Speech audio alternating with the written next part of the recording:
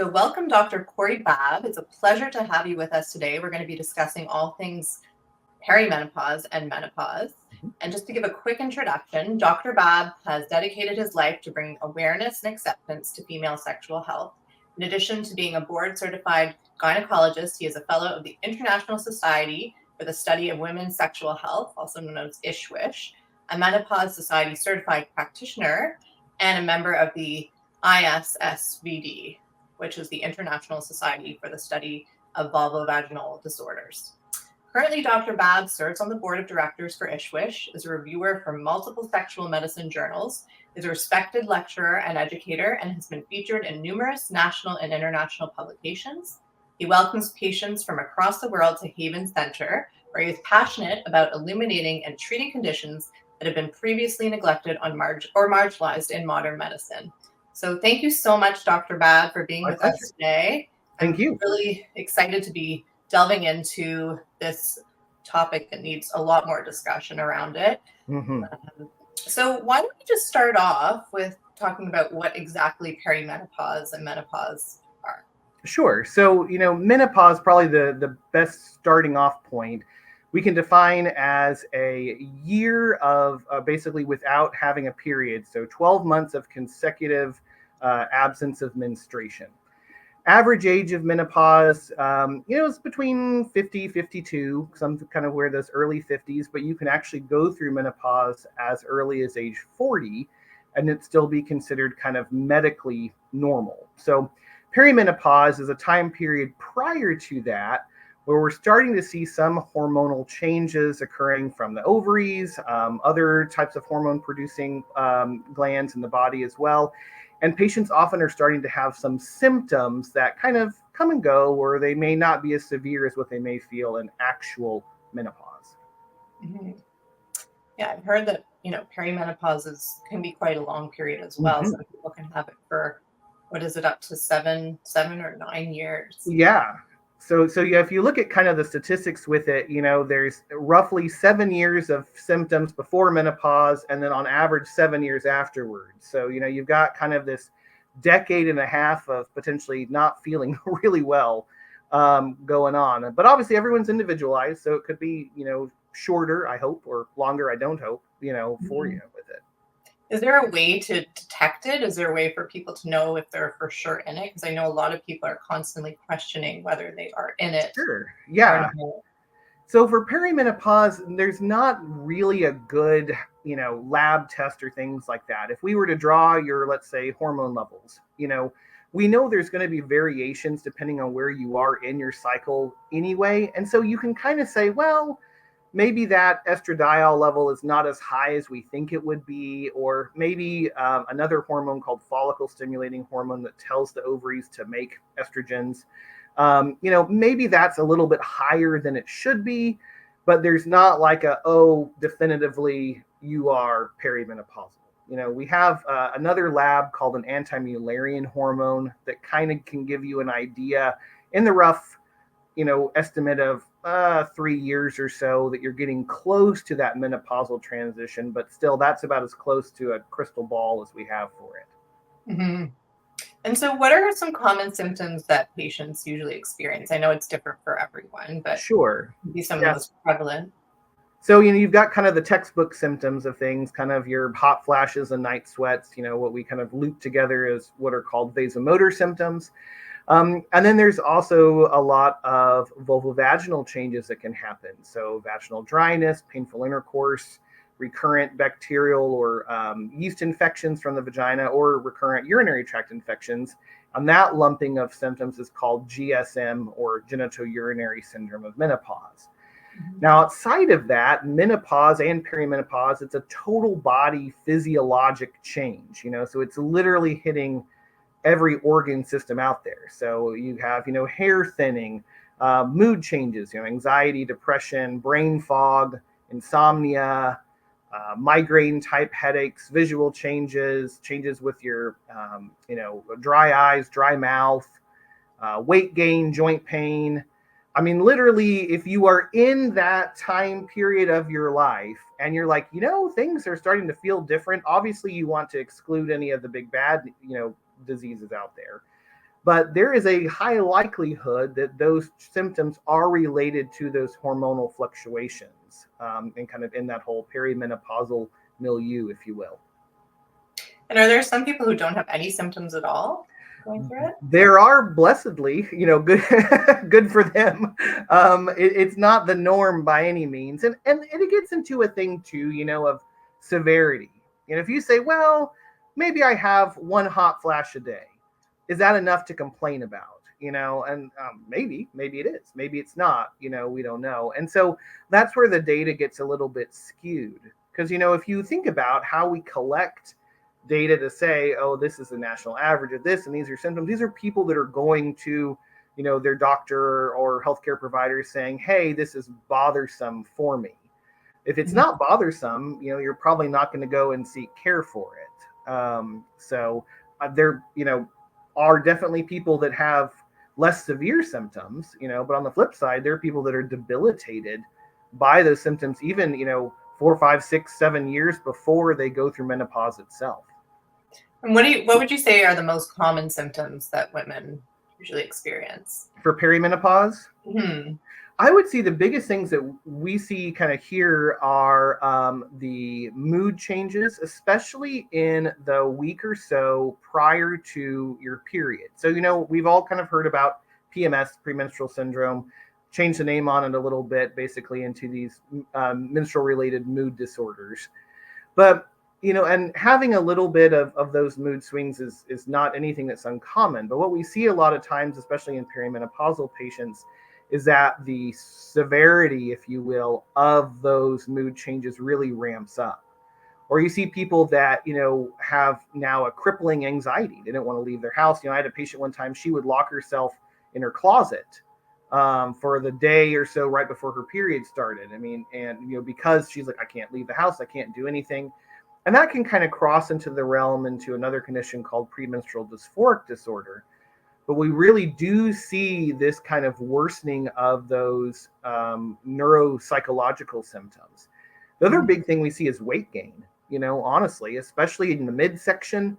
People that are saying, I used to be 120 pounds. I eat well. I go to the gym 3 or 4 times a week. And now I'm just gaining weight. And I haven't changed anything. So I'd say those are probably the 2 most common things that I see, statistically speaking, at least.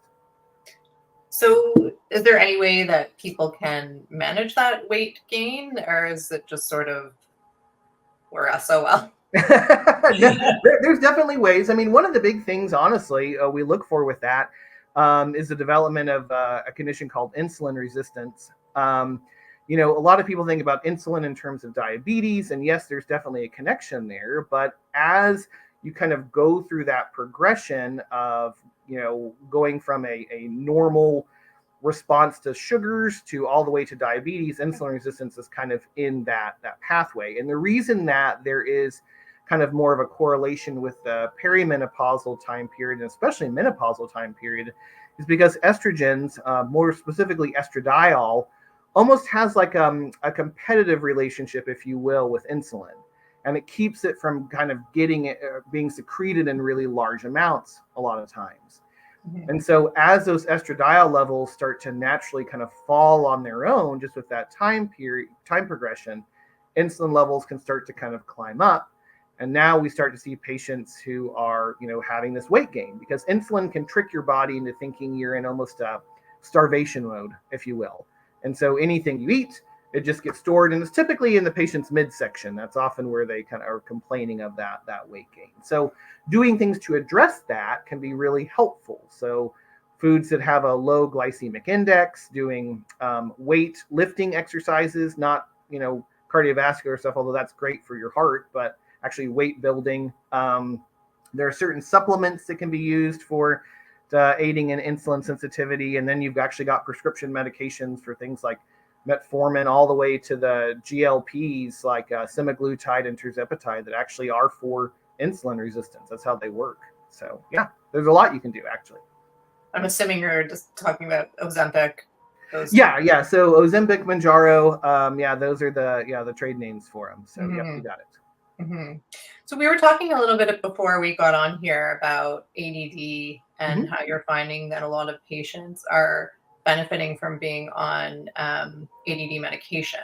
Yeah. So do you think that ADD is coming up as a result of perimenopause, or they had it all along and are finally treating it as a result of I becoming more? think it's more of that, the latter. You think about everything kind of in that whole spectrum of processing issues, kind of what we're calling neurodivergence. And ADD and ADHD are kind of in that spectrum.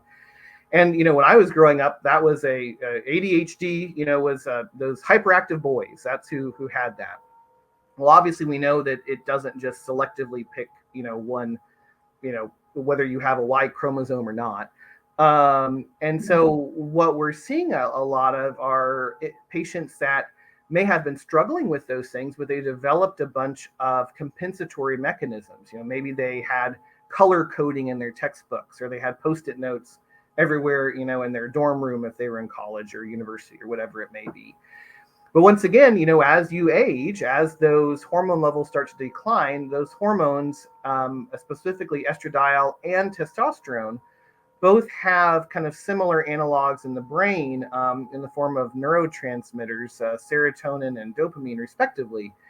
And we know that as hormone levels decline, those neurotransmitters aren't working as well. And so we're seeing more of these symptoms that are related to, in the case of ADD and ADHD, dopamine, kind of popping up more.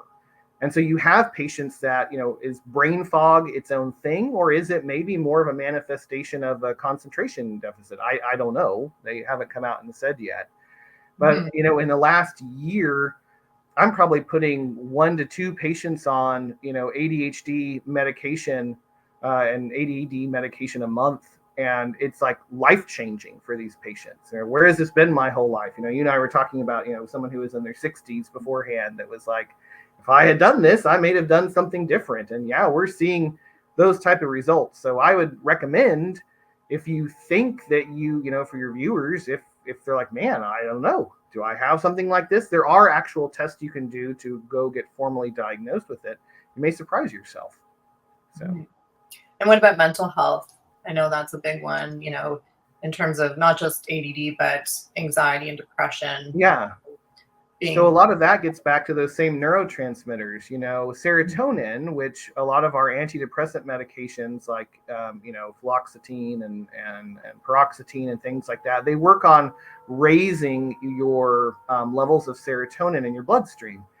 Estrogen has a very strong serotonergic effect. And so once again, as those estrogen levels decline, now patients are feeling the effects of those lower serotonin levels. And that's actually the mechanism we really see with the, menstrual-related mood disorders. Those that week or so before your period starts, your sex hormones are really bottoming out. And whereas before, maybe they only fell, to this level, arbitrary level, well, now they're down here below that certain threshold, and that's why you're getting all those symptoms. So yeah, we definitely see an increase in those type of symptoms from patients as well.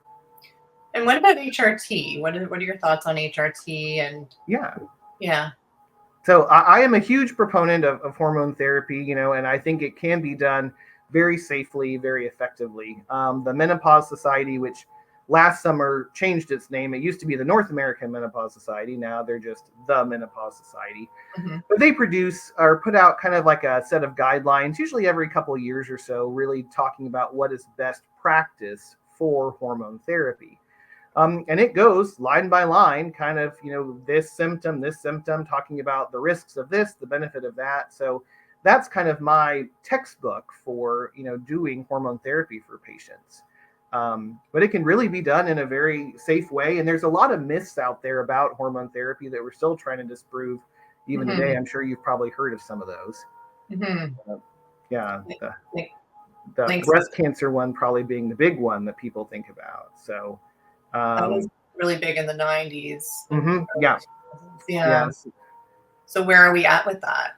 Yeah, so that whole thing came from a study called the Women's Health Initiative, which was started kind of in the late 1990s, and then they prematurely concluded the hormone portion of it in the early 2000s because they saw some things. They're like, oh my gosh, were having issues, were having these bad side effects from hormone therapy.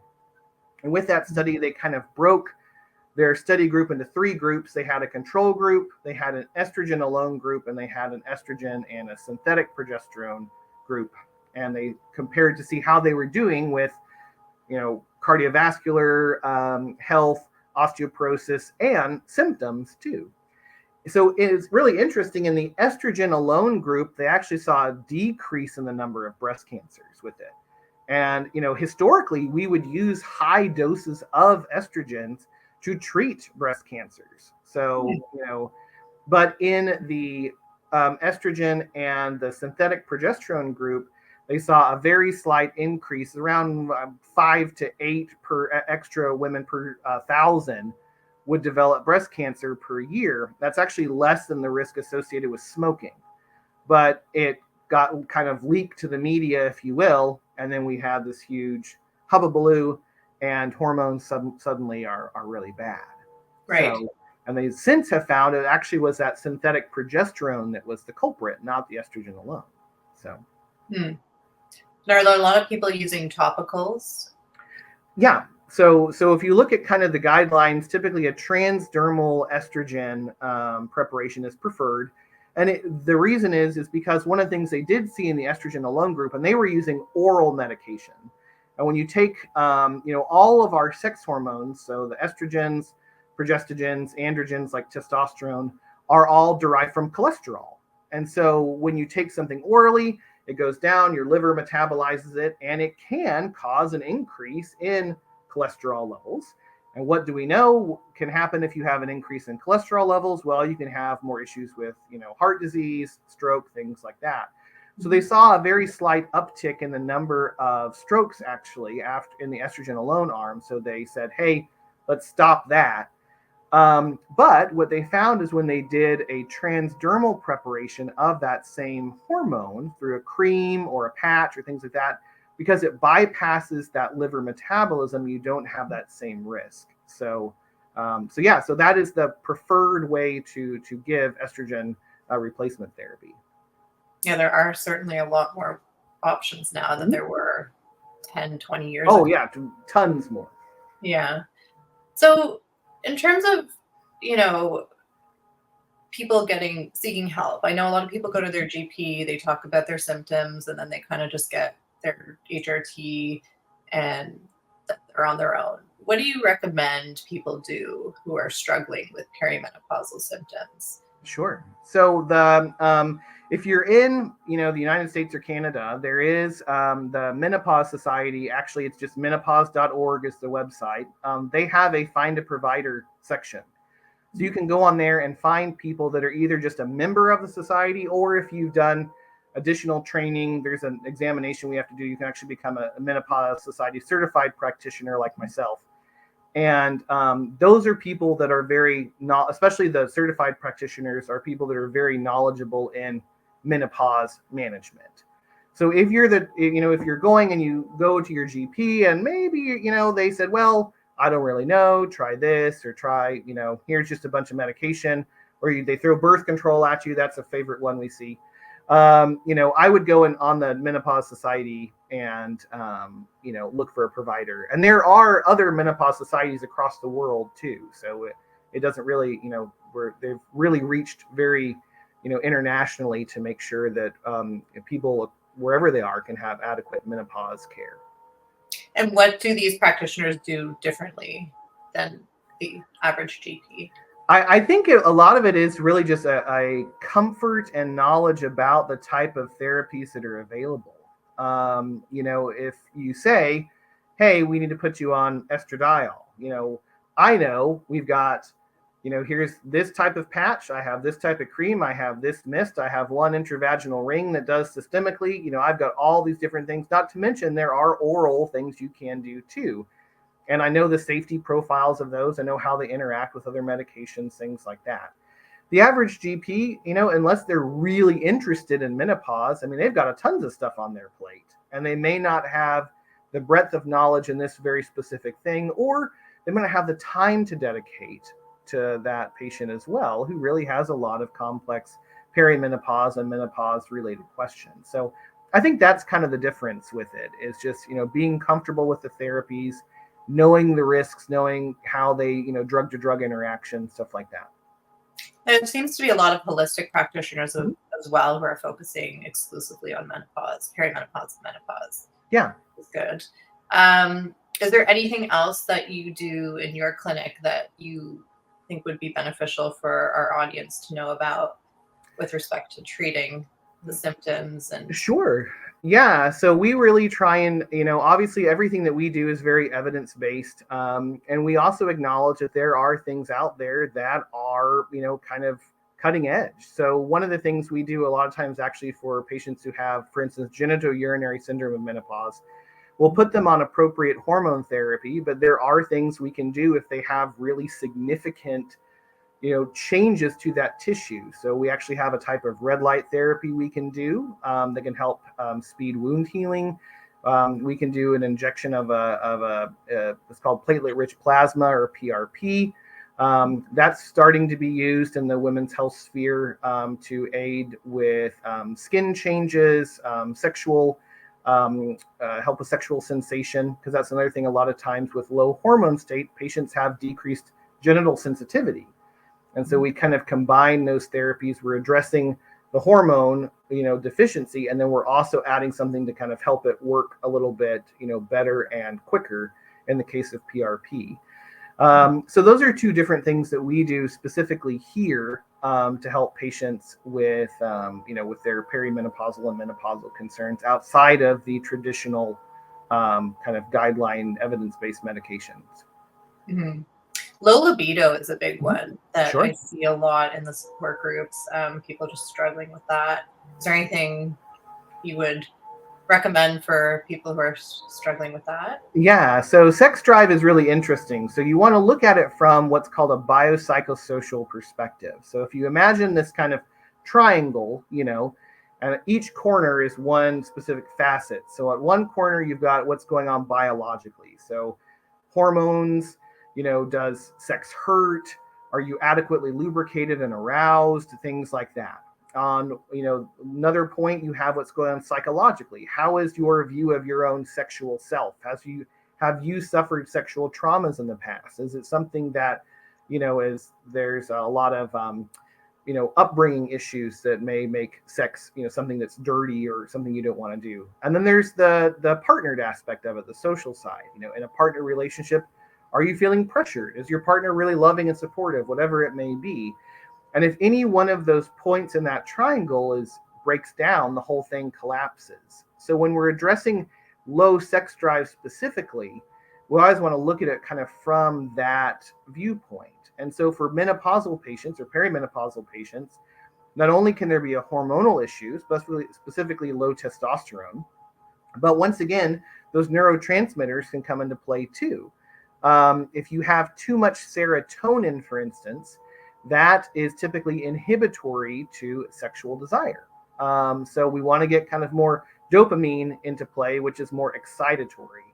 And of the two medications we actually have for low sex drive here in the US, that's really what they focus on, is getting more dopamine kind of in the system and decreasing that inhibitory serotonin.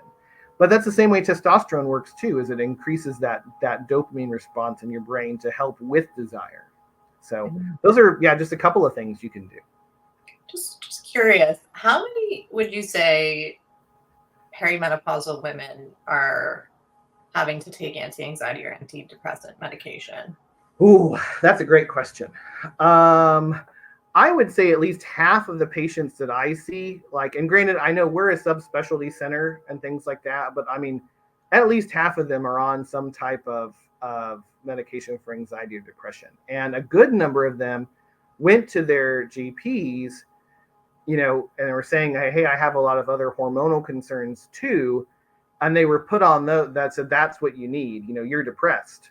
That's what you need. And the patients a lot of times are like, I don't feel depressed. Something just feels off. I don't feel like myself. So do you think it's being too overly prescribed, would you say, or? I think that it's a good, I think that is one way of looking at it. I also think that, in the current medical system where you don't have a lot of time to spend with the patient, it's a good kind of band-aid therapy. If you are depressed, great. If you're not depressed, well, it's probably still going to help you feel maybe a little bit better too, type of way of looking at it. So, but I don't think that, obviously, don't get me wrong, there are patients that do have anxiety and depression without a doubt. But I think for perimenopausal patients, you have to figure out, is that a symptom or is that the actual condition that's going on? I think that's where you need the time to really talk with the person about that. Right. Is there anything positive about this period in life? Because I think a lot of people are, it just seems so negative, and you're just seeing people, constantly complaining about symptoms and talking about, feeling, losing their femininity. And, Right. it just seems like, is there anything to look forward to? Other than, not having a period. Not having a period. So it's interesting, menopause medicine across the world is very different. So, in a lot of Asian countries, for instance, like the number of patients presenting for menopausal symptoms is incredibly low. And part of it, I really think, comes with the idea of, how you look at that aging transition. With menopause, you by definition are out of your reproductive years. If you think back thousands of years ago, these were your wise women. These were the the kind of tribal leaders. They had all the knowledge, they had all the stuff, they were very well respected.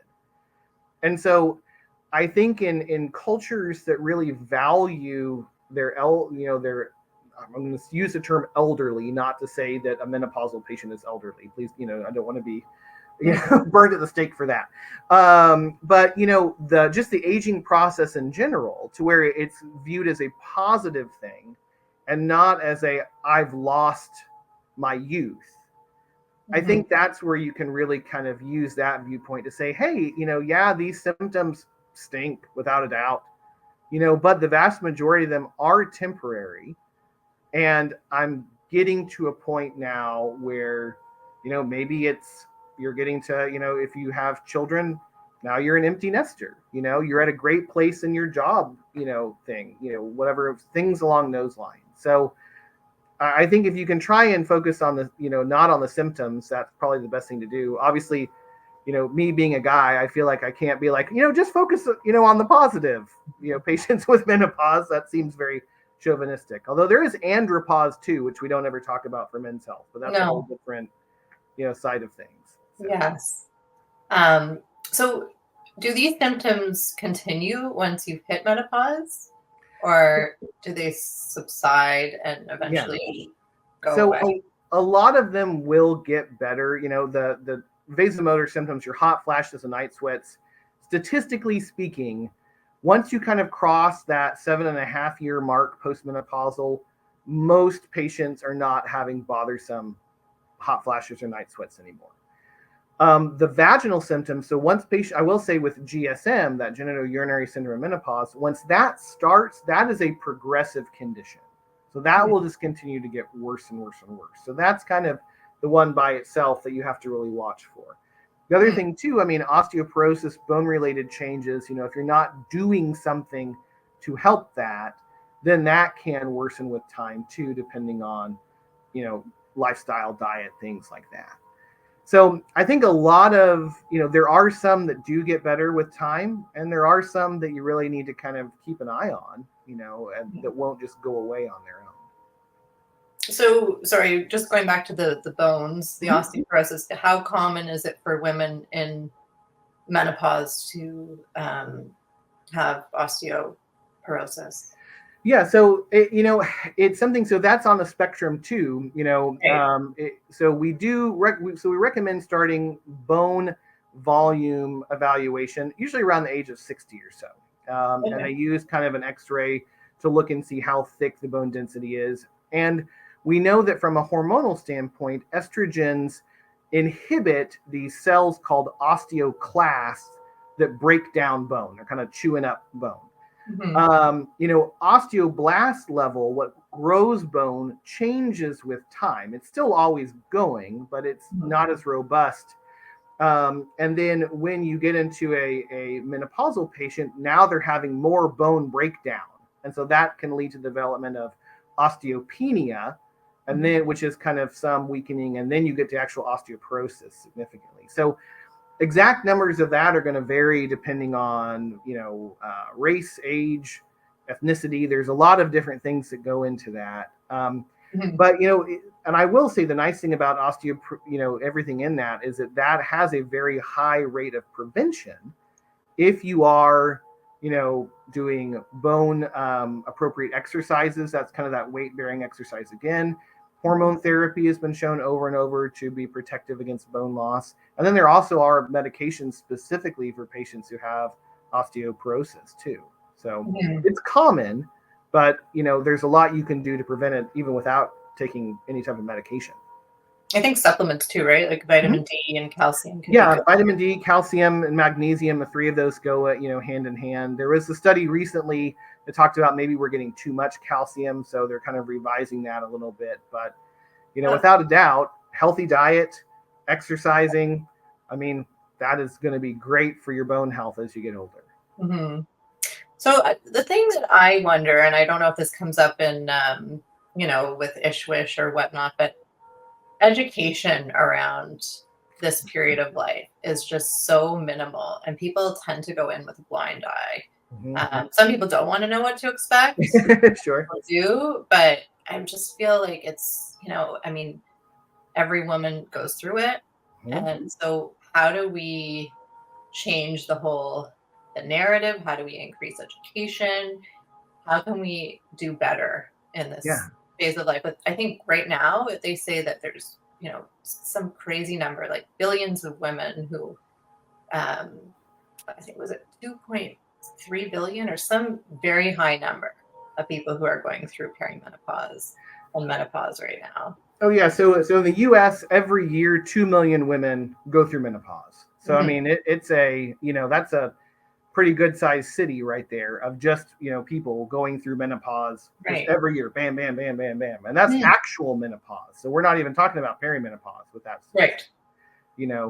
The last thing I read was by 2025, almost 2 billion women on the planet will be menopause. That's the stuff. Yeah. Yes. Yeah. So we've got to do something. I mean, right. Clearly.